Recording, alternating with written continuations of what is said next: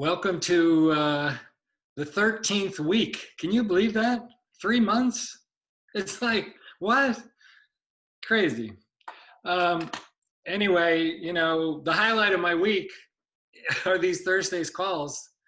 It's kind of like turning lemons where we can't be together in our dojos, right? Worldwide. But we're figuring out different ways to learn from each other and connect. And this will be the seventh person, other than myself. You get tired of listening to me, totally understandable. But what's really nice is we just have this abundance of instructors that are very, very senior, very experienced, and this gives us an opportunity to learn from individual people, for a whole session in different ways. They get to talk about their personal life, applying key principles. So I hope it's inspirational. It's inspirational to me. And it seems to me like a really great use of our time to get to know each other more deeply and to cover topics more deeply. Like, are you kidding me? 4 hours on Saigon Ton? Like, we would never be able to do that in a class. So anyway, I'm excited. I'm pumped. And today, we're going to hear from yet another super exciting, experienced person who's been training for over 40 years. My good friend, Bill Orwat Sensei. I've known him for a long, long time, way before EKF, right? He is Pierce Sensei's senior student. And so every time we'd have a chief instructor's anything, I'd be there from South Carolina. Pierce Sensei is chief instructor of New Jersey. George Sincock Sensei, chief instructor of the Virginia Key Society. Dan Frank Sensei, Maryland Key Society, and of course Dan and George have passed away. But the students carry on. And anyway, I've known Bill a long time, and I hope you have fun getting to know him. And it's my pleasure to say a few things about him. He's a Godan, 5th degree black belt, Joden in Shinshin Totsudo. He's the full lecturer, an associate examiner, and he's the head instructor of phillykiaikido. Orwat Sensei completed his service in the United States Army in 1971, where he was awarded a Bronze Star for service in Vietnam.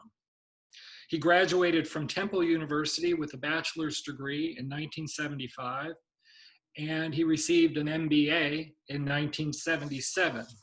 And he recently, congratulations, Bill, within the last year, retired from the United States Defense Department, where he worked for the last part of his career. I want to give a couple of other insights just to get to know Bill a little bit more as a person. He's a native of Philadelphia. If you get to meet him, you're going to know he's Philly, like through and through. Right up to the football, right? Every good Philadelphia boy should grow up and play football in Philadelphia. It's a stereotype, but it's a big deal in that city. And what I recently learned is he was a member of the championship football team and for all of Philadelphia, and that's a big deal. That's a big deal. So he, at an early age, he was experiencing team success. I think that's just really great. Something you may not have known, and I only learned this a couple years ago when we were walking from the hotel to our car, and I learned he went to Middlebury College too in Vermont, which is extremely famous for language training, and he studied Japanese at Middlebury. I didn't know that. Now he's going to be talking about his business career and applying key principles, so I'm going to take a moment also to give you a little bit of background of his business career. His business career, okay, good. Increasing responsibility, manager of sales administration, then the sales manager of parts and rebuilds in 1997. He was managing a $20 million annual parts and machinery retrofit business. Then in 1997, the same year, Langston was sold to a US bank. And then shortly thereafter, one of their licensees, a company from Taiwan, asked him to become their general manager like start from scratch, like a startup in the same industry that he's familiar with, because they had the licensing to build Langston machinery. So he kind of had a CEO role in that position. But then the other Taiwanese company decided to pull back from this business. Um, he didn't want to move. Bill didn't want to move. Again, his love of Philadelphia. And so he worked in logistics for a private defense contractor until 2008, when he became a direct employee of the Defense Department and completed his certification in contracting fields. So he was responsible for procurement. I know that he's not allowed to talk about what or how, but it was really interesting. I've heard these stories and I encouraged him to share some of them today. So he'll lead us in a conversation entitled Noticing the Difference, Conducting Cross-Cultural Business Outside Your Comfort Zone. Orwat Sensei will share stories of his application of key principles conducting business in Costa Rica, El Salvador, Beijing, and Japan. He will include the themes of the unity and calm in action when facing emergencies, extending ki to perform with confidence, and being a servant leader, practicing otomo training between the customer and the supplier. Orwat Sensei will challenge us, and he asks us this question: do you leave the principles in the dojo, or do they become a part of your life? And with that, if we're still going, I'd like to turn it over to Bill. Onegashimasu. Okay, well, thank you, Sensei. I think you covered everything that I was going to cover, but we'll go into it a little bit. First of all, as you know, I've been a student for a long time with Pure Sensei, and just about everything I know or learned from Kiaikido is from Pure Sensei. He has been a big part of my life. And in the Northeast, we had, I guess, prior to the EKF, we had another Eastern Ki Federation, although it wasn't called that. And when I started with Pure Sensei in 1980, it was headed by Imaizumi Sensei, who was the chief instructor of the Ki Society in the US at the time. George Simcox Sensei, Dan Frank Sensei, and Pure Sensei. And it was quite an interesting time. We had an awful lot of teachers come through the different schools. Imaizumi Sensei would teach us at New Jersey at least 3 times a year, 4 times a year. We've had Koritoshi Maruyama Sensei come through, who had been at one time a potential successor. Many people on Manaka Sensei, Suzuki Sensei, everybody. It was really a family. That sort of ended when about the time that George Simcox died, and Imaizumi Sensei left the Ki Society. So we kind of went our separate ways until Shainer Sensei brought everybody together again, and we moved on from that. So it's been an interesting time. So Rich, do you have the first slide you can put on there? Okay, what I've done is, after talking to Shainer Sensei, is taking some of the things that we talk about, and then I would apply them to what I've done outside of Kiaikido. So the first thing I'd like to talk about is the unity of common action. Toi Sensei has written that if you keep a calm mind, you will be able to perform to the best of your ability, even in an emergency or when facing important tasks. In life, we cannot predict in what form or at what time troubles will beseech us. This is why it is important to prepare by learning how to move with mind and body unified. One thing our training does is help us to move with mind and body unified, and then take it outside, because we never know what's going to happen. And I really thought that this was something that we're all experiencing now, especially with the problems with the COVID and so forth. We all have to deal with something unexpected. Uh, I was just thinking of my sister, who has a daughter who lives in Atlanta. She just, her daughter just had a baby. And my sister went to Atlanta. She's staying at an Airbnb, quarantining for 2 weeks before she goes to see her daughter and her new granddaughter. Uh, and then we just found out yesterday that Pennsylvania will have people from Georgia will be quarantined if they come into Philadelphia or into the Pennsylvania area. So now she's faced with the dilemma of coming back from Atlanta at the end of the month and having to quarantine again. So in everyday life today, we all have these difficulties. We're going to the store and whatever. So my story is something that happened in Costa Rica. When I worked for Langston, I was involved in a lot of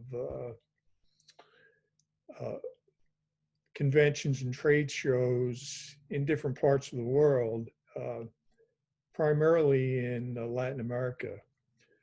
So one year we were going to have a trade show in Costa Rica, and it was all of the manufacturers, all of our customers from Central America, the Caribbean, and Mexico were going to be in San Jose. And it was a large trade show. Usually they were they were a lot of fun. We did work. We had displays.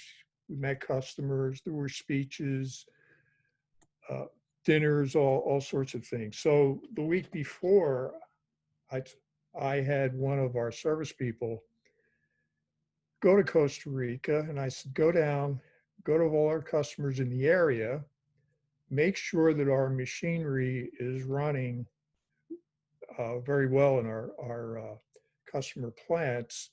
And then we can take people to those plants. They can see our machinery. If they want to buy it, that's great. They can come by, they can talk to us. So it's a great opportunity, great sales opportunity. So everything was fine. He thought it was such a great idea that he said, well, I'm going to bring my wife and child because it's not that hard. Okay, do that. The couple were originally from Romania. He was working in Latin America because he learned to speak Spanish very well. Romanian is a Romance language.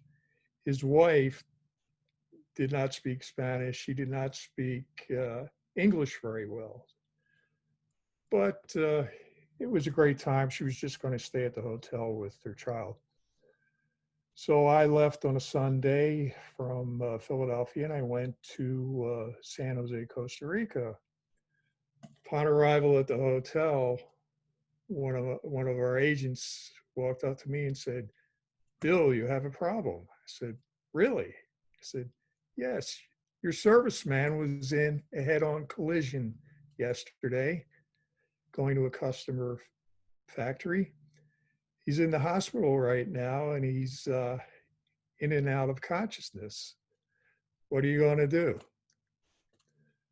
So, of course, at the time, there was people were not carrying cell phones. You couldn't text anyone.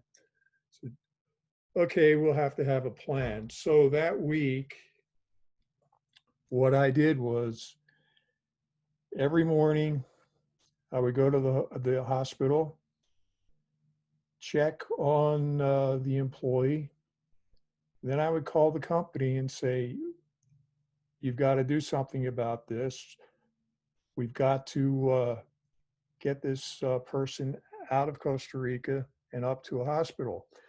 The hospital was fine, but it didn't have the technology that we would have in the United States.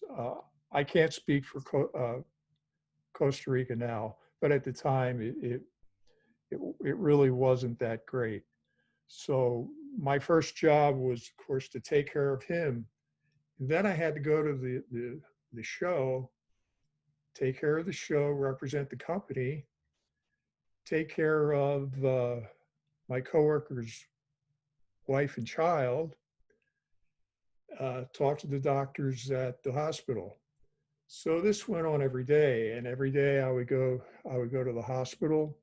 I would talk to the doctors, talk to my company, and I told them, look, I am not leaving here until we take care of him. I said, no matter how long it takes. So finally, after about 3 days, we were able to get a medevac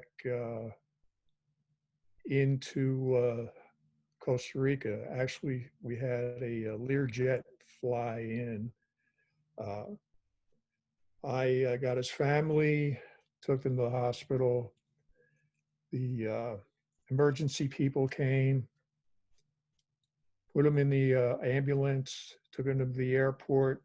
They flew him to Miami and then up to Delaware, and he stayed at the hospital in the state of Delaware. With my company credit card, I paid the hospital bill.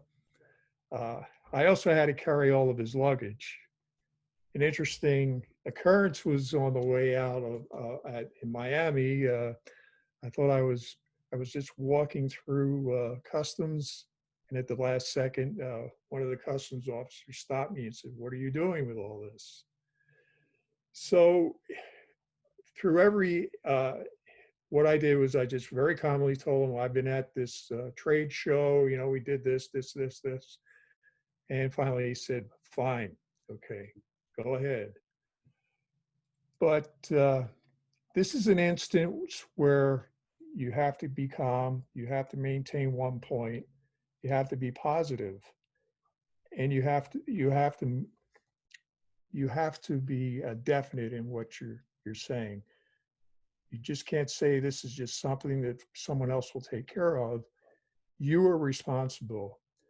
It's up to you to do it. So some of us will may have something like that happen. Usually not. Usually our troubles are a little bit less difficult. But imagine being in a foreign country. There's really not a lot of help, and you've got to do it yourself. So it's just something to think about. How would I perform in that instance? And fortunately, he recovered. I went to the hospital this Sunday after the trip. He said hello to me, but 4 months later, he said, I never remember talking to you. So it was pretty serious. So that was one thing where we can talk about. We're not always prepared for what's going to happen. We have to be mentally prepared, but we're going to find things that we just don't expect. And that was one instance. So anyway, we can move on to the next slide. Okay, this is perform with confidence. Each one of these slides is very interrelated. So right out of Tohei's writings, assume you've been asked to speak before an audience of 1,000 people. If you're not accustomed to doing this, you may find yourself so nervous that you cannot read your script. This is a good time to do a key test and assure yourself that you are thereby prepared to perform at your best. When mind and body are unified, it makes no difference whether you stand before one person or 1,000. Your mind will not be disturbed.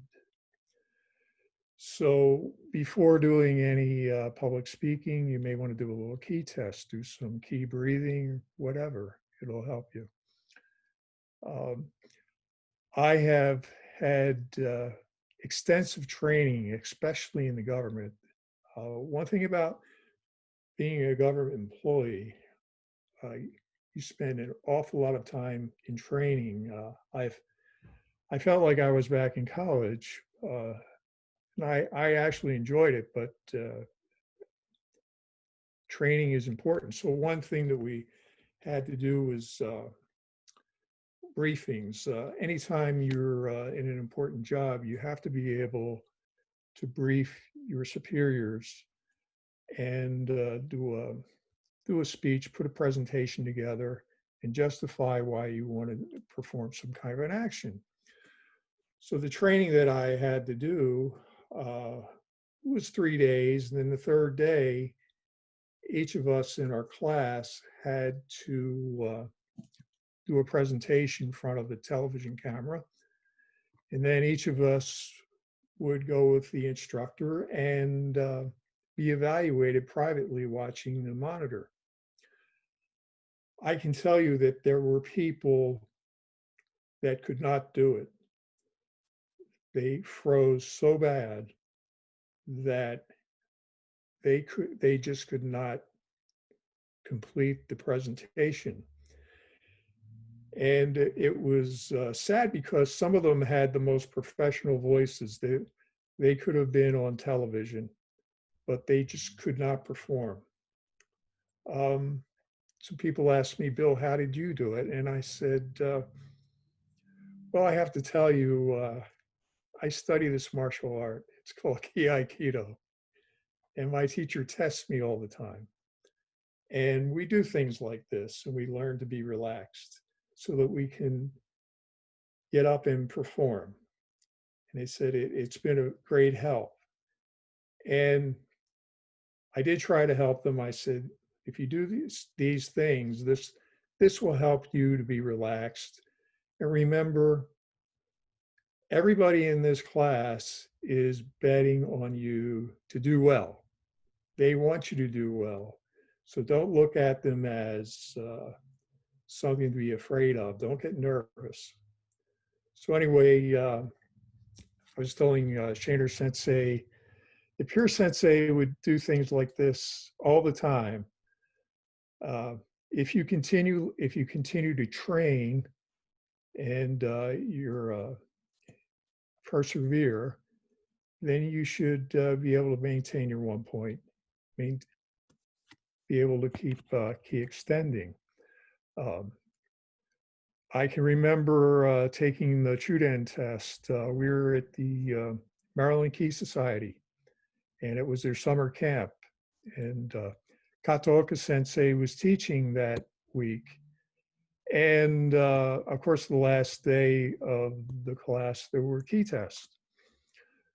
So I walked in, I guess it was after lunch, and Sensei walked up to me and said, guess what, Bill, you're testing today.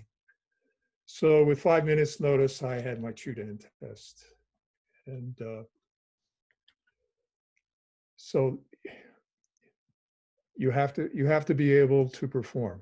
If you study all the time, if you're consistent, then it shouldn't be a problem. In fact, I think it was one of my better tests. No warning, walked in, got it over with. It was fine. So anyway, my senseis had talked to my boss. And my boss, we were in El Salvador. And at all of these conventions, this was a convention, another convention. And my boss was the vice president of the sales, by the way. And there was some openings for presentations. So he said, Bill, there's a presentation that needs to be done and you're going to do it. And it's for tomorrow morning. Okay, so what do we do? So we sit down, and at the time I had to put something together in PowerPoint, talk about what do these customers want to hear. I said, okay, we'll pick a topic. All right, we got the topic. All right, let's put it together. All right, you ready to go, Bill? Let's do it. So the next morning at 9 o'clock, I walked out on the stage.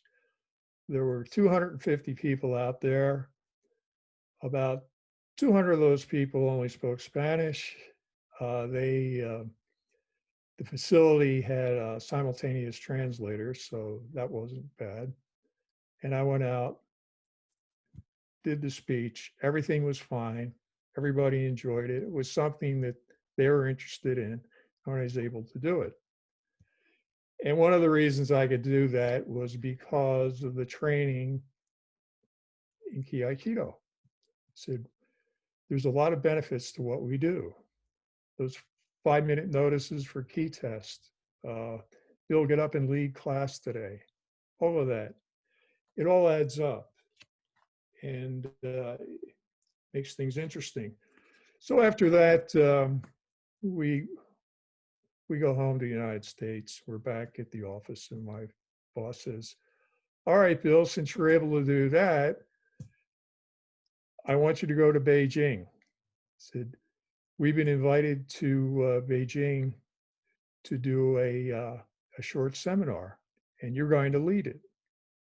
Okay, so we do the same thing, put together a presentation, and myself, and then I had the general manager from our joint venture in Xi'an, China, come. He made some of the arrangements.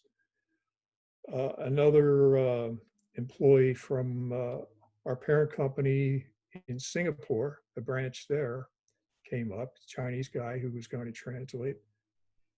And then one person from Australia. So we had a team, but they came up and they said, okay, Bill, it's all yours. So for about 5 hours, I did the presentation, showed the Chinese some videos that we had dubbed into Chinese, had my simultaneous translator do some of the work. And we did the one thing that really hit the spot, which was have a big banquet for everybody. There were about 50 Chinese there, and this was their chance to get away from their jobs. They got to see something different, and they got to see some of our machinery, and they also had a banquet and they got to know us.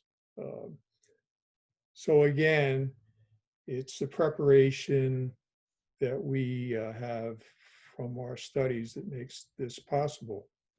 You know, I don't believe that I could do any of this without the training that we're all receiving.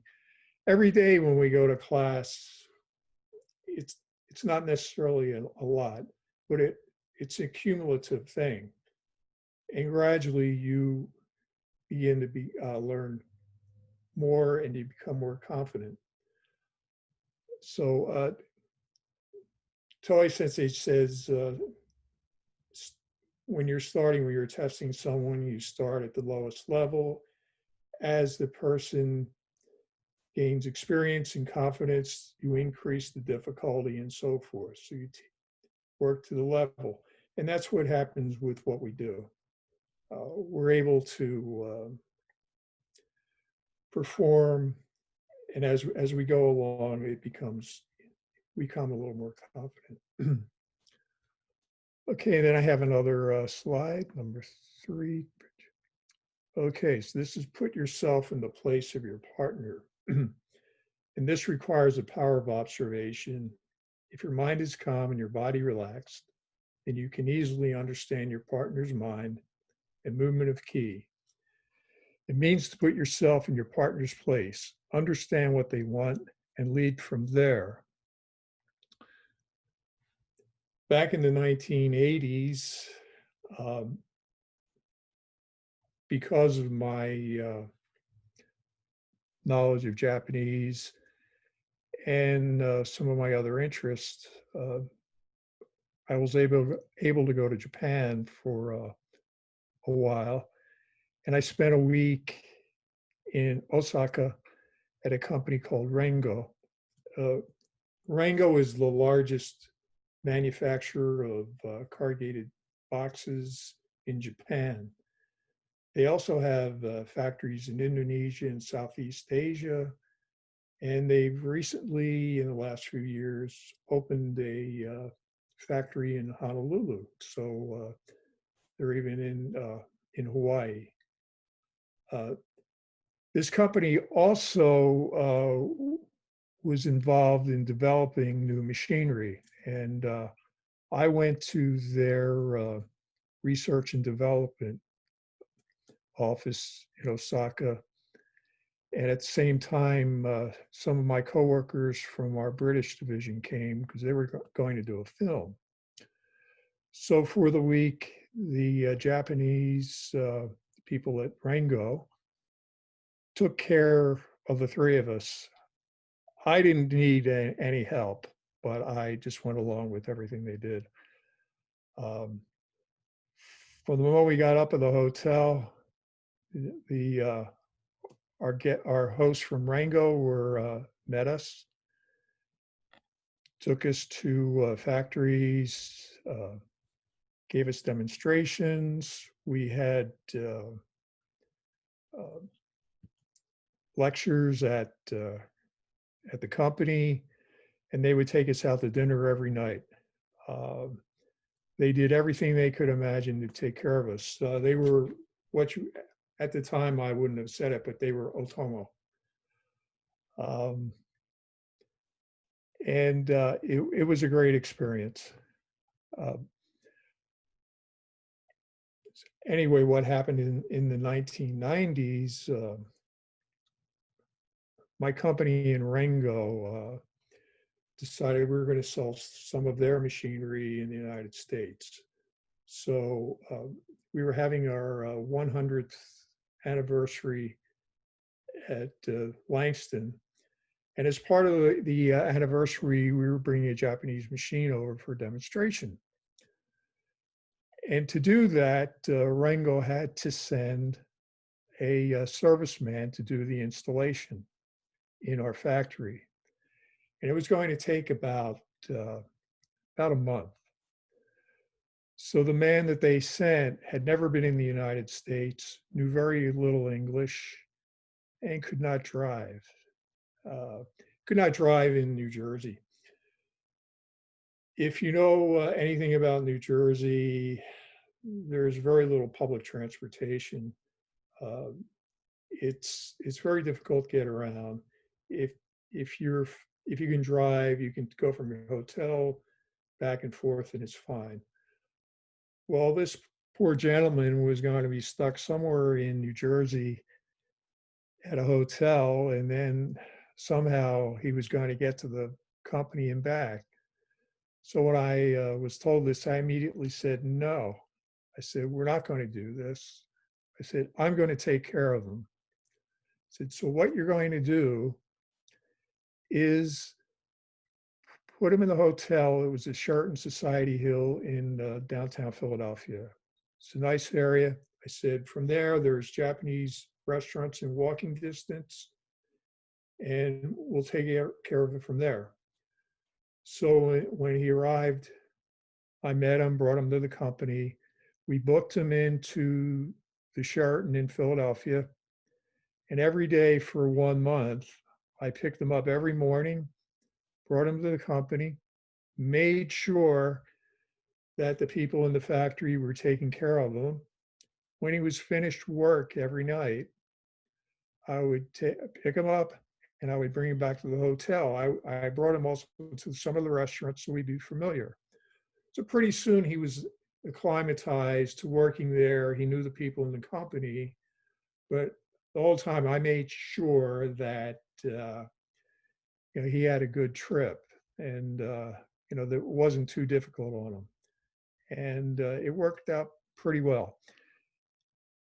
The last week, right before we had the open house, the top executives from Rengo came to the company, and they wanted to make sure that everything was fine. So they were sitting in a board meeting with the president of my company and a couple of vice presidents. And the next thing I know, I get a call. I said, Bill, the people from Rango are here. We want you to come in and say hello. Okay. So I walked in to the conference room. The president says, this is Bill. He's been to Japan, blah, blah, blah. I turned around and the first person I saw was somebody I recognized. So I said to him, Shibaraku Deshita, which is long time no see. At that minute, he jumped up, they all jumped up, and they were so excited. There was somebody else that they could relate to. So a meeting that was very tense all of a sudden became relaxed because somebody was there that could relate to them. And they appreciated all the work that we did with the serviceman, and everything was fine. But the point is, put yourself in the place of this person. What would you do in a foreign country where you don't know anybody, you don't speak the language, you're afraid to drive? How are you going to handle this? And you have a job to do. So I just thought of that. I thought of the kindness that the Japanese had given me, and I said, well, I'm going to take care of him. I said, I'm not going to let this guy have a tough time. I'm going to make it as easy as possible. And it wasn't that hard. I mean, and in fact, it was enjoyable. So I got up in the morning a few minutes early and I drove a few extra miles. So what? This is life, and it was rewarding for everybody. So this is some of the things. I know I told Shaner Sensei about some big deals, but it's really dealing with people like this that really makes things worthwhile. Also in the same vein, in around 1990, you might recall the US military invaded Panama and overthrew the president at the time. Prior to that, the US government had frozen all the assets of Panamanian businesses. And so anybody that was doing work in Panama, anybody could not access their money in the US banks. So right after the invasion, and President Noriega was arrested and taken out, and Panama became a little more calm. The assets in the US banks run frozen. So I started getting a call from a gentleman in Panama. And he said, how are you? I really like your company. Someday I'm going to come up there and buy a machine. I said, okay. And then he would hang up. And this went on for months. How are you doing? And this is a little gentleman. I realized he was in his 70s. He was a Panamanian. I knew nothing about him. But he would call every week and say, I'm going to come up there sometime and I'm going to buy a machine. Okay. So after a few months, he called and he said, Bill, I'm going to New York with my son. We're going to talk to our bank. Then I want to stop in New Jersey, in Cherry Hill, and I want to come over to your company and see a machine. Okay. When are you arriving? So he gave me the flight. I went to the Philadelphia airport, picked him and his son up, brought him to the factory. He came in, he got a plant tour. He was spending too much time. I had to actually get him out of the factory. I said, we have to get back to the airport before you miss your flight. Went over to the airport. We just made his flight within about 5 minutes. He almost missed his flight. So a week later, he calls me. I figure, well, I'll never see him. He called me the next week. And he said, Bill, that was a great trip. He said, it was so funny. We just got on the plane just in time. He said, I tell you what, you sent me a proposal for a machine. I want to buy it. And I said, okay, well, what would you like? And he said, well, let's read through the proposal. I said, okay. So there was a base machine and then all kinds of options like you would buy from an automobile. So I said, okay, doctor. He had a PhD from Columbia University. I said, this is the base and this is the price. I said, okay. I said, well, what else do we want? So we went to the next option. He said, okay. Pretty soon he said, okay to everything on the list. And I said, doctor, are you sure you want all of this? Absolutely, I want everything. I said, well, that'll be $1,300,000. And he said, yeah, okay. So I said, well, doctor, you'll have to give me a 30% down payment. And he said, oh, that's no problem. And I said, I also need a letter of credit for the balance of the money. Now, a letter of credit is a bank guarantee that says when you ship a machine, the company is obligated to spend the money. So that would lock up their money. So he said to me, oh, I'm not going to do that. And I figured, oh, here it is. It's not going to happen. He said, but instead, I'm going to pay you cash. All right, okay. I went to the president of the company and I told him, I said, I have this gentleman, he's telling me he's going to pay cash for this machine. And he said, okay, go ahead, do it. So I did.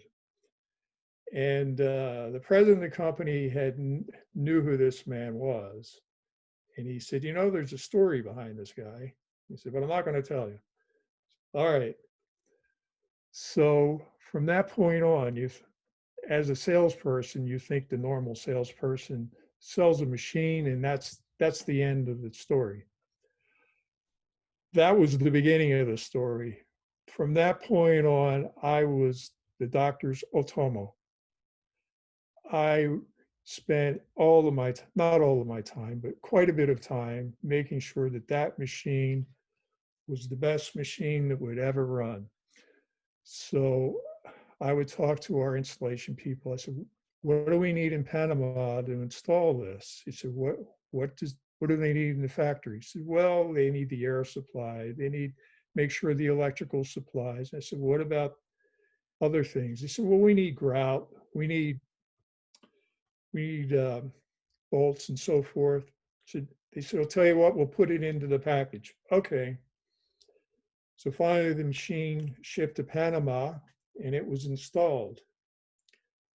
And then the doctor called me back and I said, doctor, everything went fine, right? And he said, yes. He said, I love this machine. We call it La Piranha, or, the piranha. He said, it takes that board, the paper box, the sheets, and said, it eats it like crazy. He said, we're making so many boxes. The machine could make 400 boxes per minute. And 400 boxes per minute, he was making a huge profit. So I might have sold the machine for $1.3 million, but he was going to make much, much more money. Pretty soon he called me again and he said, I think I want to buy another machine. He said, I'm flying to Atlanta. I said, can you meet me there? Sure, when? Oh, tomorrow. So again, I flew to Atlanta. This went on for 4 years and he died in 4 years. But by that time he had bought about $7 million worth of equipment. I never worried about the money. I just worried about taking care of him. And one time I said to the doctor, doctor, why do you just let me pick everything? He said, aren't you concerned at all? And he said, no, I'm not. He said, because I know that you'll take care of me, that you'll do what's best. So this is something where you put yourself in the place of your partner. You're responsible for that person's success. and his success is your success. And when you read Toei Sensei's writings, you can see the same thing. So in order to be successful, you have to be otomo. Finally, slide number 4. Okay. What you learn today, you can teach another the next day. Do not hold back when you teach a technique. Though a person may once master a technique, he can easily lose it. Teaching requires patience and kindness to see things from the other person's point of view. One of my last assignments in the government was to teach the whole department a certain skills that they would need and for doing a particular job. I can't get into that, but what I did is I took existing material and put together a job aid. It ran close to 100 pages, but it was a step-by-step instruction. And then I had seminars in conference rooms going over this. And then I told all the people, all the employees, I said, you have to do this. You're going to have to learn it. I'll be there to help you. So every person in that department I worked with individually to make sure that they could do it. And many people would talk to me. They would say, you know, we're sorry, we don't want to bother you. If you have a chance, can you help us?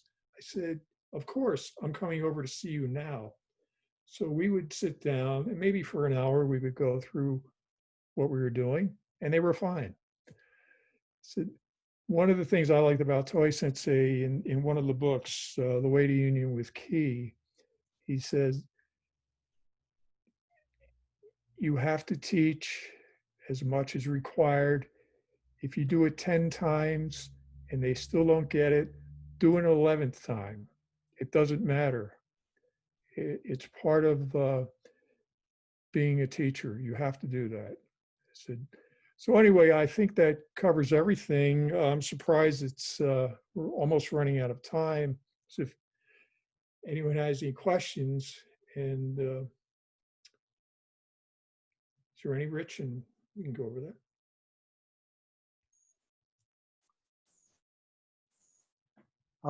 Thank you, Orwat Sensei. I'm just looking now at the chat space.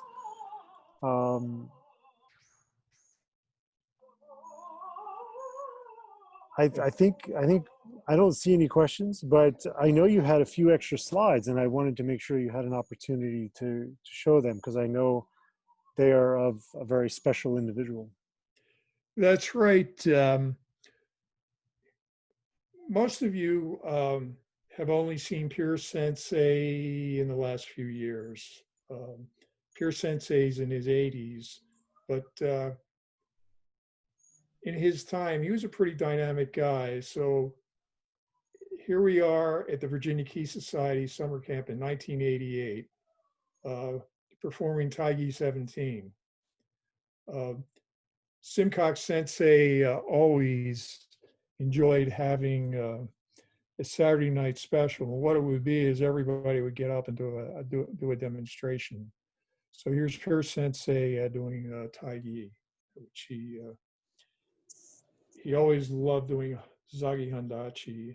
And his hair is a little darker if you can see that. So he wasn't always that old guy that you see now, you know, at the dinners and so forth. He was very active, involved in everything. So I thought you would like to see that. And then there was one last slide. And Shaner Sensei was here. This was Sensei's 70th birthday party in 2006, in November 2006. And that was quite a time. I thought you'd like seeing that. Okay, that's all the slides. I'd like to do some more, but we ran out of time. Thank you, Sensei. That was a wonderful discussion. I'm going to hand it back over to Shaner Sensei for any closing remarks. Yeah, just thank you very much, Bill, for all the preparation and all of the detail. And I wanted to say publicly, you know, we had a really great, at this last New Year's, or Shugyo Tasei Kigan Shiki New Year's seminar that Eric Nonaka Sensei taught for us. It seems like years ago, but it was just this January. But Orwat Sensei and Freiling Sensei were really instrumental.